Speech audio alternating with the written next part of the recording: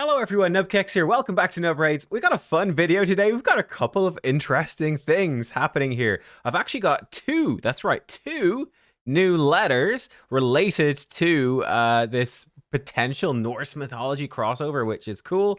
And then also the bulk of the video, what the video is supposed to be about, but we've got this new stuff, is looking at some of the mythical champions that I think need to be buffed. I think it's actually very clear which ones need buffs. I'm going to break it down for you because Plarium actually talked to us in content creator chat and said there could be buffs for mythicals coming soon. They were asked, yo guys, are any buffs for more mythicals coming? It's been ages. And they said, soon, maybe soon. So I want to talk about it. We do have potentially as well. I think we're due at 2x mythicals, so this all ties in. Let's look at this new stuff first, though. So first of all, I've got 2 copies of the first letter. I don't know why, but interesting. I'll show you actually. So, again, this one, Loki seeking to upend the very foundation of our world. Help before it's too late. This one is clearly from Odin, born by a raven, the messengers of Odin. Now, I do actually have another message. This was actually not in-game, guys, but this was from a viewer. This one, message born by Raven. Fae Father greets you. It is a dire plight that moves me in this hour. Hell Hades, once a dear friend of Plarium, seeks to upend the very foundations of the Raid Shadow Legends. He weaves enchanting lies, promising Godforge through Fateless. His arrogance could be the death of all. We must end this chaos at any cost. Act before it is too late. Seek me out and bring me cash, for only the strongest will be able to thwart Fateless, and they will need mighty bank accounts to do so. You cannot fail, or SL itself is at stake. This cracked me up too much, guys. It cracked me up too much. So just, applause to you. Whoever wrote that one, applause to you. I found that absolutely hilarious. I mean, it is a thing, right, Hades, Fateless, they're making a game called Godforge, which is sort of like, it's a Raid Shadow Legends type game, but, based on sort of real world mythologies.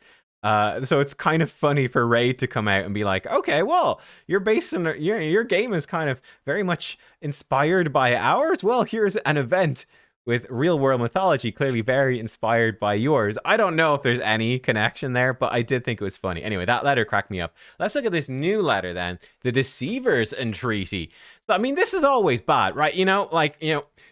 Typing your email, whatever. Hello, I am a prince in Africa, but I've lost my fortune, but you can help me get it back. Titling the email, the liar's plea or something is like, that's a bit risky. So anyway, this person has sent us a letter titled "The Deceiver's Entreaty." Definitely, it's a bad luck. It's a bad luck. It should be the very honest person's entreaty. Really, come on now, you're not even trying. Welcome, my friends. My name is Loki. Some call me the Deceiver. It is an apt moniker, I admit, but all my mischief pales in comparison to the greatest lie, that of the gods' wisdom or benevolence. Do you want to cast off the yoke around your neck? End the war and suffering wrought upon us for millennia by our creators. You know what? Hades should write back. Hades should make a copy of this and change the gods stuff to like Plarium's promises of quality of life and balance. Oh man. Odin Fae Father, once wise and just, allows fear to blind his remaining eye. He would stop me to protect indifferent gods. Reject him. Aid my cause instead and help free all mortal kind from the thrall of the divine. I will be all but unstoppable if Odin is defeated. See to it, and the rewards for us all will be great indeed. I mean, it's a little bit vague, there'd be great rewards. In the first letter, it's like, mighty war gear. It's a bit more specific. It's a bit more tangible. It's certainly interesting. This is an extra twist, though. A letter from the Deceiver. Will there actually be any gameplay? Like, will we be able to choose side with Loki or side with Odin? That could be interesting. Pick a side. Or is this just sort of like kind of lore, just setting the stage? I'm very intrigued by that. I will say I'm very intrigued as to where it's going to go. Now, let's jump over. It's blindingly white spreadsheet time. Actually, well, it's kind of colorful spreadsheet time. I think it's very nice. We've done a good job. We've made a very pleasant spreadsheet. But what is interesting to me here, in fact, let me zoom it in more so it's easier for you to see. These are the in-game ratings, guys. So these are the in-game ratings. And what I did was, there's Andro, you can see. Unfortunately, I was kind of lazy, and I just collated all of the scores. I believe the game it seems to sort them in kind of a weird sort of way. It's not top to bottom. I don't know. But these cover the in-game ratings, and they're all different for each champion. The order, so I didn't cover the order, but I put them all in. But like rated for Hydra, Faction Wars, Arena, Offense, Defense, Demon Lord, Campaign, Fighters, Dragons, Ice Golem, Iron Twins, Minotaur, Force Keep. The magic keeps, the potion keeps kind of have a bit too strong of a presence here. Force Keep, Fire Knight, Sand Devil, Magic Keep, Shogun, Void Keep, Spirit Keep, but they tend to be rated the same anyway. But anyway, these are the in-game ratings. And this is how all the mythicals look as of today. So as of the 13th of August, 2024, these are how the mythicals are rated. Androck, 3.8 overall. You can see his scores quite middling. Galathier, notably stronger. Sorry, he is 4.88. Funny enough, not the highest rated. Not the highest rated. It's not Siegfried, 4.55. I think Siegfried actually is a little bit underrated, to be completely honest. In fact, I think he's very underrated. He was very poor before. He's arguably the worst mythical. He received an absolutely crazy buff. I think he's busted now. So I actually personally think that rating on Siegfried is wrong. I think that, well, it's still updating to account for his new level of power after his buff. But he's certainly improved a lot. He was very bad before. He's improved a lot. I think he's better than this, but just bear in mind the buff. Alaz with 4.88. Gizmak 4.7, Lazarius 4.8. We got a couple of bad ones here. Gallius and Mazl from the Skinwalkers 3.1, 3.6. Garol. Commodus actually, I feel like is rated a bit high. I mean, I think he's decent, but I don't think he's that good. He is the number 1 rated mythical in-game, which is kind of crazy. I don't think that's quite accurate either. Carnage, maybe a bit harsh at 3.1. Calamitus, the worst rated, 2.8. Yikes. Aphidus, 3.5. Crixia, 4.8.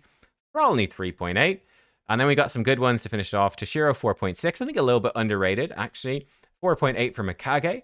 4.3 for Nice. A little bit underrated too, but he's more arena focused, to be fair. Decent for Hydra. He's actually, his Form 1 is pretty good for bosses. And then our base 4.9, very highly rated. Now, in terms of the overall ratings then, these are what the overall ratings look like. So Commodus is number 1. In fact, let me put in the numbers here.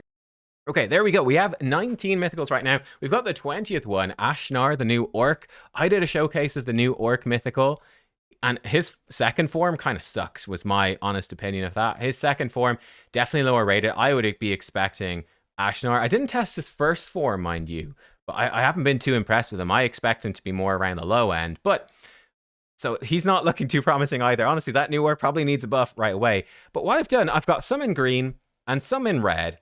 The reason being, very, very simple. I think the ones in green are all mythicals that you're pretty happy to pull. That can be pretty game-changing.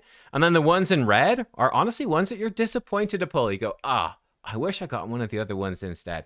That's sort of how I rate it. Again, in terms of the green, they're honestly all really good. There's actually fairly small difference between them. Like I said, I think that Siegfried is very much underrated here. He should be up a bit higher. Nice, I do think Nice is on the low end of green. I think that's very, probably would be maybe the bottom of green, but he's pretty darn powerful in arena. Pretty crazy, especially for defenses. So, and I think he could be pretty decent as a damage dealer for bosses, because he does like double damage in his first form. He's not too bad, but probably by the bottom of green. Toshiro, I'd be putting a little bit higher as well. Only a small bit, maybe. He's sort of a Hydra specialist, but very good for that. But yeah, I mean, Commodus may be a bit too high. But our base, probably her number a bit inflated by the fact she's so generally good as well. But for me, Siegfried, I think our base is great generally. I'd move her a bit down, but like Galathier, Siegfried, Alaz, Mikage, Crixia, Lazarius, Gizmak, Garol. Yeah, like these champions are all extremely powerful in multiple areas of the game. There's no question about that. So they're the green ones. Now these red ones, let's look at them one by one. Let's talk about them and what maybe could change. So first up, Calamitus, the worst rated. The worst rated of everyone in the game. People hate on Calamitus. Yeah, this guy, he's definitely underpowered. Definitely. Let's talk about second form first. I think there's some easy enough changes for this. He's clearly supposed to be a Hydra champion.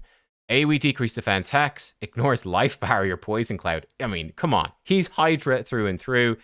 AoE that cleanses, more damage for debuffs on the target, ignores defense if they're under hex is A1. Transfers debuffs to the target if they're under hex. Heals if you kill someone under hex. More attack for enemies under hex. Simple enough. I think one easy fix straight away that really needs to happen. 3-turn cooldown. 3-turn cooldown. This is not good. A 4-turn AoE Hex and decreased defense, not good enough, really. This needs to be a 3-turn. Really, really does. You know, because he's so reliant on Hex. Decreased defense champion, like, it's just, even rares. Even rares have 3-turn cooldown AoE decreased defense. A 4-turn on a mythical, ridiculous. Ridiculous. I mean, it's basically Moranix's move. It should be on a 3-turn. So is hers. And she's not even considered to be that crazy good. I use her for Spider, but she's not that crazy good, really. 3-turn cooldown, that instantly improves him. I think they could also look into upping his damage some. I think an easy fix would be maybe on the A2. You could even have this, you know, just count as a single target attack. That makes it a huge damage boost for Hydra. And it's still good for, it gives you a bit of a damage boost for Arena, right? Because there's things like Duchess Passive, some masteries that reduce the damage you take from AoE. So it'd be a little bit of a boost there, but wouldn't make him too crazy. So that's something they could definitely do. If you made this a single target attack, like Volcanen's A2, or is A2 or A3? Volcanen's A2, I think it is A2. That would really be a big damage boost for Hydra specifically, and a smaller damage boost elsewhere. That could be quite a nice little perk. Possibly he needs some damage tweaks. I think his kit is fine. If you have it 3-turn, Hex, decreased defense, 3-turn big AoE, you know, he's scaling up. He's got lots of nice passes to boost his damage. You just need to make sure his damage is good. Yeah, I think it was quite brutal, honestly, to put him in the same patch as Toshiro. And like, Calamitus is clearly supposed to be the Hydra specialist. And then Toshiro comes in and just annihilates him. He's just so much better. It's not even funny. That really needs to change. Like, Hydra, Calamitus is clearly supposed to be a Hydra god. He should be one of the best Hydra champions in the game, and he's not. That needs a buff. For Form 1 isn't so bad, I think. It's just maybe not super useful. You could probably up the increased defense here. The ignore defense here a little bit. 4-hitter, places debuffs. He's kind of like a Romantu, really, in this form. Making this ignore some more defense, so he's more of like, oh, cool, I can really kill someone single target with this, would be a bit better. Probably decent for, you know, probably decent for Shogun. Probably decent now as well for Sand Devil, since they nerfed Sand Devil. Probably quite good for that, but still, you know, it's still quite underwhelming. This move, always critical. They should get rid of that and probably add some ignore defense in here. I think could make this quite decent as well. Or maybe give it a Foley type effect where it's an AoE attack, but then you attack a single enemy again. I think that would be quite cool. So Foley, he does an AoE, and then he follows it up with a single target attack as well. So you sort of do like double damage to your chosen main target. And that would work well with this effect, where if you kill one enemy, unkillable for 1 turn. If you kill 2, unkillable for 2. So again, that sort of synergizes well with okay, well, I can at least pick one enemy to really kill and definitely get unkillable. And if I kill more, great, you know, or spread it around. Try get 2 turns unkillable. That could be fun. So yeah, I'd be looking to maybe add a bit of ignore defense in here and sort of emphasize this as a single target mode. Lots of self-healing in both forms. Yeah, I think that could sort of help Calamitus. I think his kit is okay, but this needs to be a 3-turn and probably up the numbers. And yeah, probably tweak the kit a bit in Form 1. But yeah, that's Calamitus. He probably needs a couple of rounds of buffs, to be honest. That's what I would do first. See where he ends up. And yeah, but there you go. That's what I would do. Next up then, who is second play? Next, Carnage. I won't actually talk too much about Carnage here. I think Carnage, people are maybe a bit harsh on him.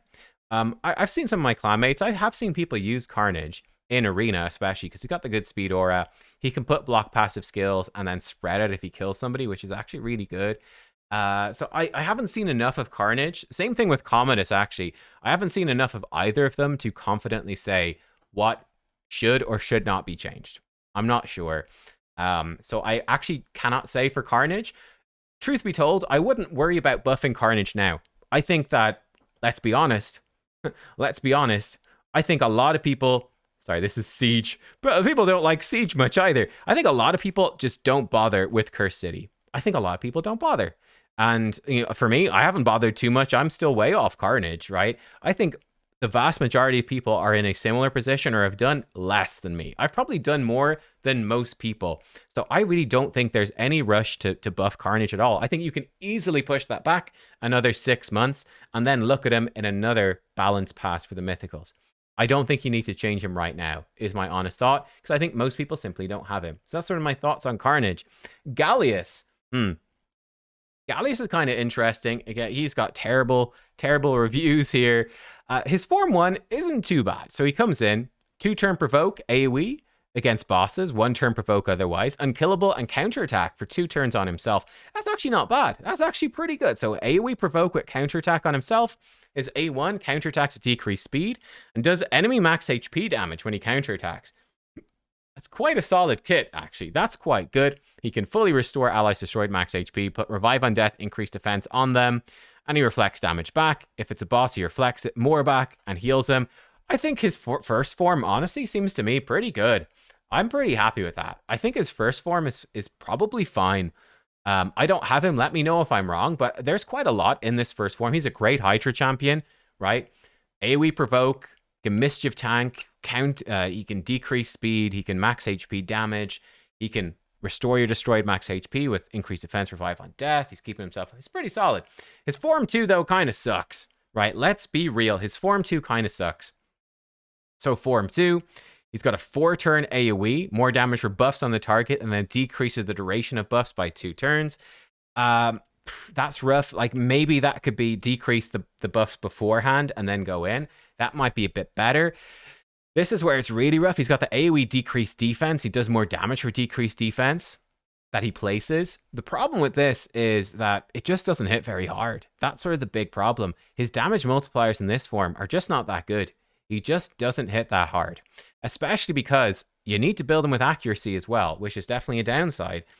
So yeah, like if you want to actually strip their buffs off, becomes awkward. So that's probably what I'd be looking to change with Gallas, is making him more of a damage threat, and then he could be quite cool, actually. Quite nice. You know, use him in Arena. He's quite a powerful crowd control champion in Form 1.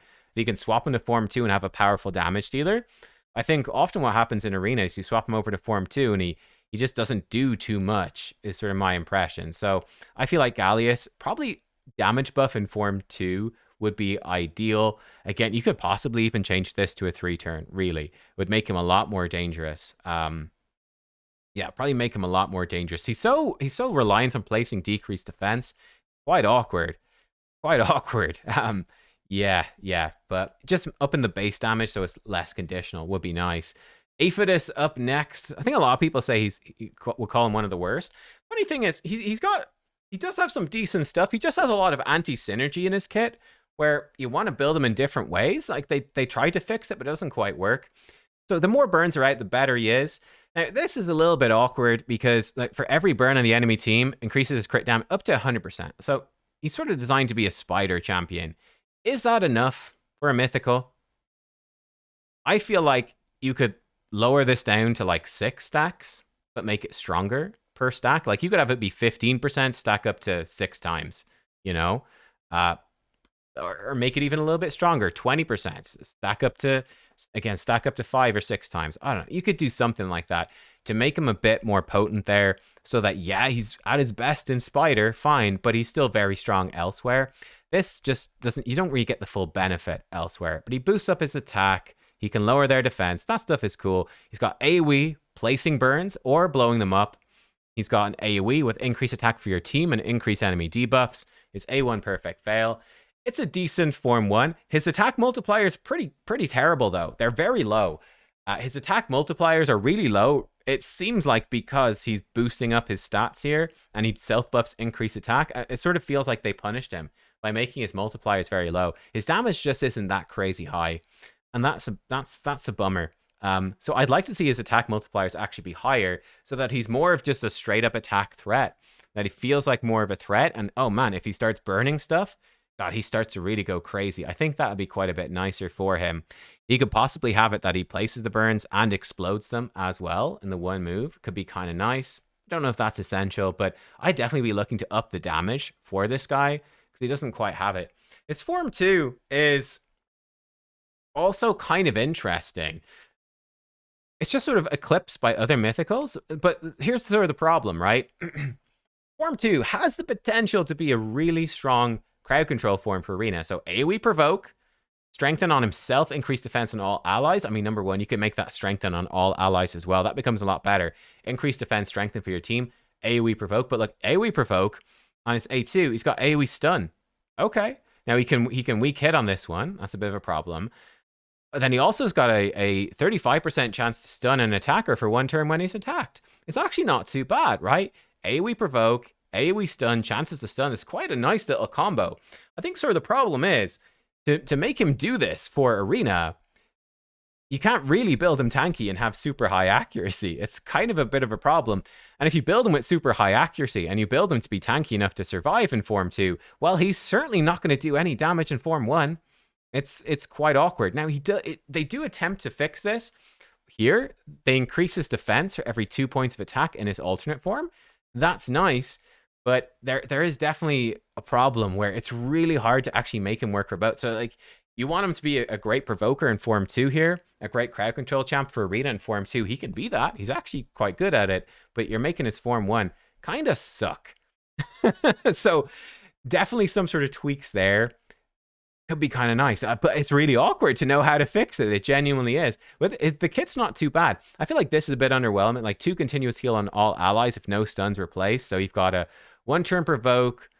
So you've got you're doing sort of like a Krisk style provoke. Okay, so provoke on a 3-turn for Hydra, increase defense for your team, healing for your team, increase, and that's sort of it. And then you've got chances to weaken when attacked. It's just not very good, honestly.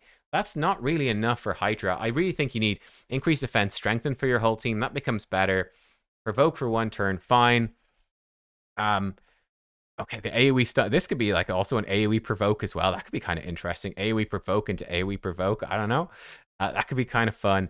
Definitely needs a lot of tweaks. I think he needs a lot of tweaks to make him better. Honestly, I'd be upping the damage of his base form. For his second form, honestly, what you could do, make him a bit of a stronger damage dealer as well, right? You're building him for damage Form 1. Have him do better damage in Form 2. That could be quite good. So he's doing decent damage. Let him scale a bit off enemy max HP. Maybe that could help a lot, actually, on this move. Ooh, enemy max HP move. AoE strengthen would be nice. Yeah, I think he's a champ that might need a couple of rounds of buffs or quite substantial ones, honestly. The kit is definitely clunky. It's not terrible. Like, there's strong glimmers in there of a really interesting kit. It just doesn't quite tie together in the one coherent champion. It's a bit of a problem for a few mythicals, is that transferring between the forms just doesn't work very well. It's even a problem, I say, with like Alaz is actually a pretty good example for me. Alaz, you sound like just he's really good, but man, it's like Form 1 hard carries that, man. You know, like Crixia, brilliant both forms. Alaz, man, he's really just a 1-form champ. But I wouldn't worry about him quite yet. He's good enough. Mazl up next. What should happen to Mazl? Mazl, very simple champ. Buffs herself up. Double hit. Ignores a bunch of defensive buffs. Block revive if she kills someone. A1. So Form 1, single target damage with block revive. Okay. I think for Mazl, potentially upping her multipliers a bit or giving her a bit of ignore defense could be nice. I would be getting rid of this increased crit rate. Like, self buffs increase crit. The thing is, her second form is damage as well, but she's got no increased crit rate in Form 2. So you want to build her with 100% crit rate, really, anyway, especially if we want her Form 2 to be good. So I would say, okay, get rid of this increased crit rate and give her some ignore defense on her other skills to make up for it. So, okay, self buffs, and then really tries to blow somebody up. So simple enough, single target damage in Form 1. I think that would be fine. Small tweaks to that, more about the damage multipliers. Form 2 is like AoE damage. So AoE, True Fear, then extra attacks on enemies under True Fear. Her passive is a bit weak, like 20% more attack and crit damage. That's pretty bland. That could definitely be stronger. That could definitely be stronger. Like, you know what? Like, give her a bunch of bonus speed would be pretty sick. Yeah. Bonus speed so she can actually start activating this stuff. I think that could help a lot. I think her base form is not too bad, honestly. Like, her aura a bit crappy as well, honestly. I'm not a fan of crit rate auras. I think very few people are. But yeah, I think that the idea of Form 2, just lots of AoE damage. It's simple enough. I do think that having, give her like bonus accuracy so she can actually place the True Fear. Whatever. I don't know. Let her, bonus accuracy and bonus speed in her base form could be kind of nice. Like, just some extra stats. Could be great.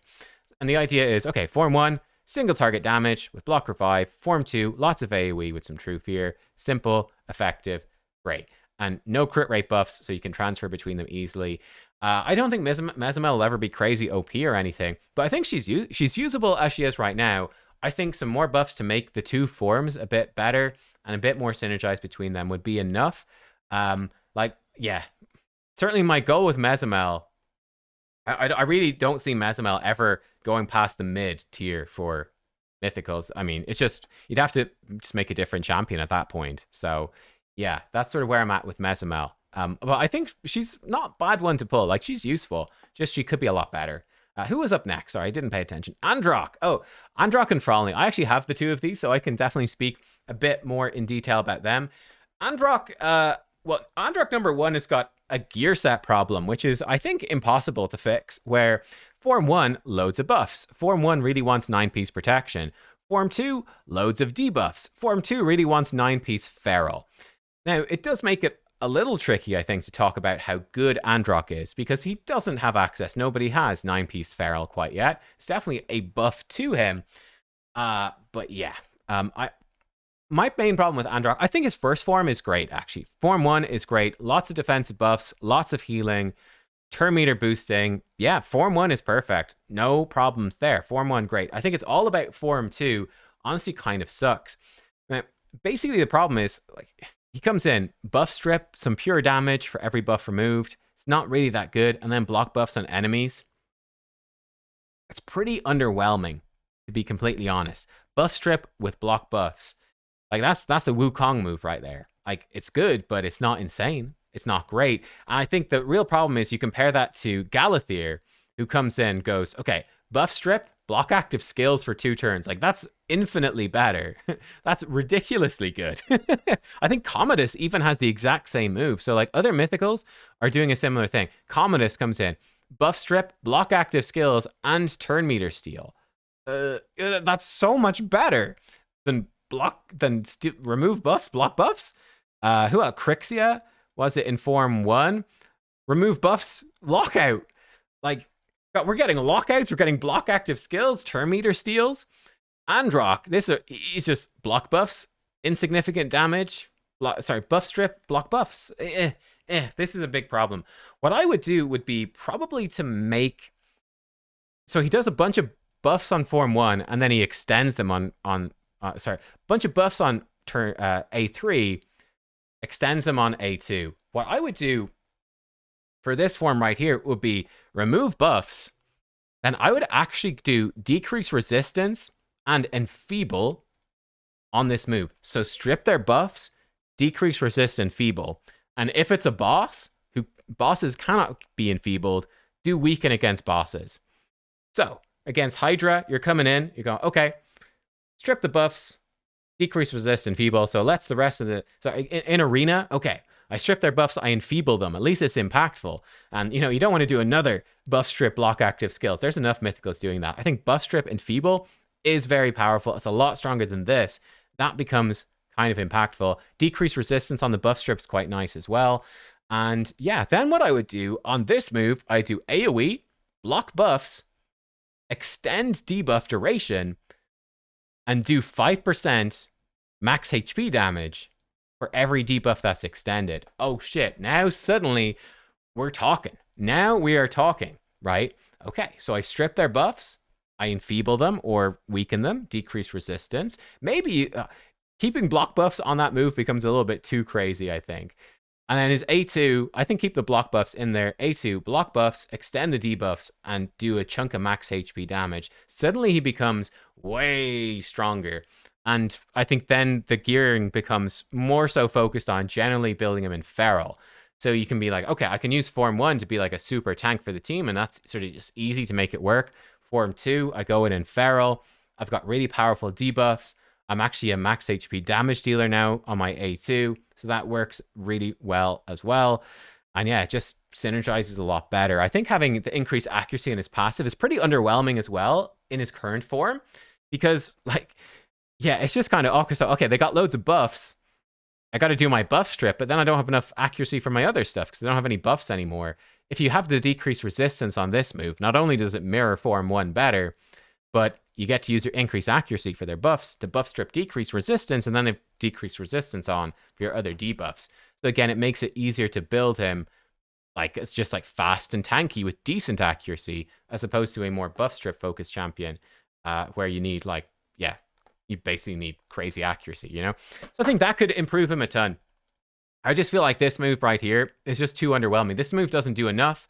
This move is really good, but it's just too, like, okay, you go into arena, you do this, it's like, is that it? Like, I could just use it. Madame Ceres is pretty much as good. You know, it's just, it doesn't have enough oomph to it. This is too lacking. Move 2 is great, but you often need to open with this first, and it's just sort of not enough to cycle through. So moving a lot more power into this one, and yeah, just redistributing the power between the two to make it a much more synergized kit would be my thought on that. And finally then, Frolny.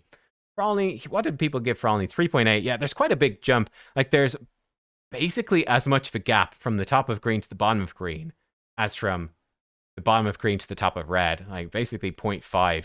Yes, almost 0.5 from here to here, and then almost 0.5 from here to here. It's kind of a crazy jump. Frolny, Frolny in Form 1, he's very simple. 3-turn AoE, 3-turn single target, basic attack. Okay, very basic. And then he's got a great passive. This passive is great. More crit damage, the more HP he has. And then this is nuts. Huge stacking speed and max HP when he kills an enemy. It's actually pretty fun. Like, Frolny base form, I think it's actually pretty good. You could maybe up the base damage a bit. That could help. That could definitely help. I think, you know, having this just always repeat, maybe just deleting this line about needing to crit to repeat the attack, that could help as well. Because, you know, he gets really super punished by affinity with this. So you could remove that line. That would be a nice buff. Maybe upping his base damage a bit could be nice, but his Form 1 honestly isn't too bad. It's not too bad. It's not crazy, but it's not bad. And definitely in the right team, you know, against a squishy enemy team where you can kill people and they're relying on like reviving and stuff. When he starts scaling up, he starts to go crazy. My bigger problem for Frolny is, again, he's got the Form 2 issue, where his second form just kind of garbage, honestly. So Form 2, reflects damage back. This is actually fine. You could maybe up this to just like 100%, maybe. I don't know. But I think the passive is actually pretty good. It's fine. It's fine.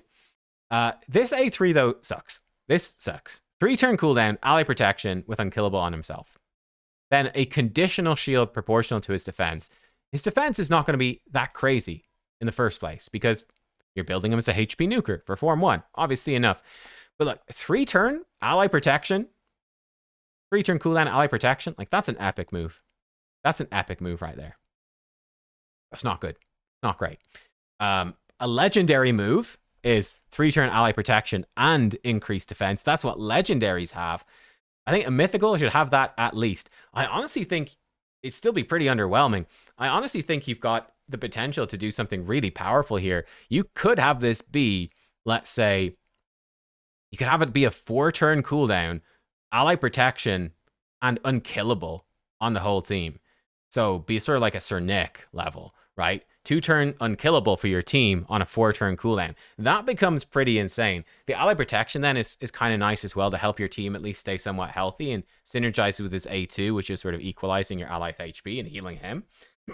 That could work pretty well. I would also probably include a counterattack in this move. So I'd say definitely, that's what I would do. I'd say 4-turn cooldown, 2-turn ally protection, 2-turn unkillable on your team, 2-turn counterattack on himself, and get rid of this shield thing, right? His A1 is stacking up his defense, so with counterattack, he can actually stack it up. Maybe up his damage multipliers a bit as well, perhaps, so he's more of a damage threat, though. If he's got counterattack, at least he can ramp his defense up and become a damage threat in Form 2. His A2 is actually very, very nice. 3-turn cooldown, okay damage, big heal to him, balanced HP of all allies. That's actually a pretty good move. But yeah, I think this needs to have way more impact, way more oomph. Like, I'm looking at Frolny, and like when you've got champions like Alaz, who's coming in with 2 turns counterattack and block damage on his whole team. That's nuts, with a 2-turn single target provoke as well. Like, that's crazy. That's where Mythicals really should be at. You know, it's just way more powerful. I think Frolny, it's just like, I haven't even booked a second form. There's just no points because his moves are so underwhelming. Like, what's the point? It's just, I can reduce the cooldown on this move. I'm like, I don't even want to be in this form. This is just because I'm locked out and there's nothing else to do. So yeah, I think that could receive, this move right here needs a pretty big buff.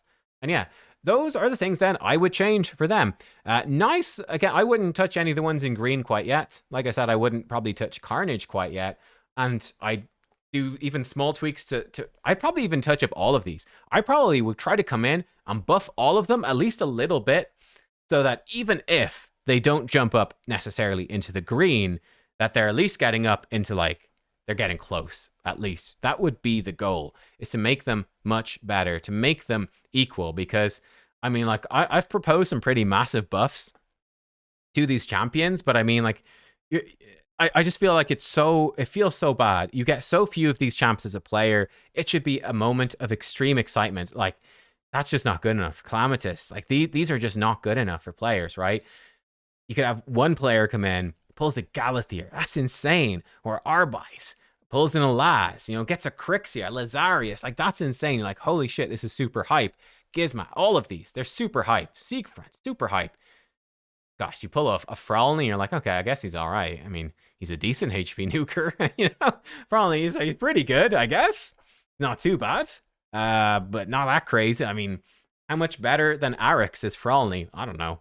How much better is Siegfried than, like, Siegfried, holy shit. Have you seen Siegfried now? Siegfried is ridiculous.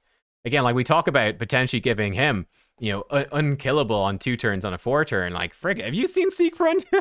Like, Siegfried comes in. He revives his whole team with block damage on everyone on a 4 turn. He's got 2 turn block damage on a 4 turn with a revive. This guy's freaking crazy.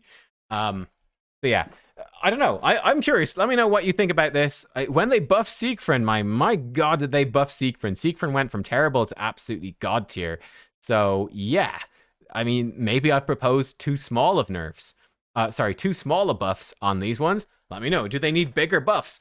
Quite possibly they do. I think personally the Siegfried buff was maybe too aggressive. I would prefer to see smaller buffs more regularly. Really focus on these weaker ones would be my thoughts. Guys, let me know what you think. That's what I think. And I will see you next time. Goodbye.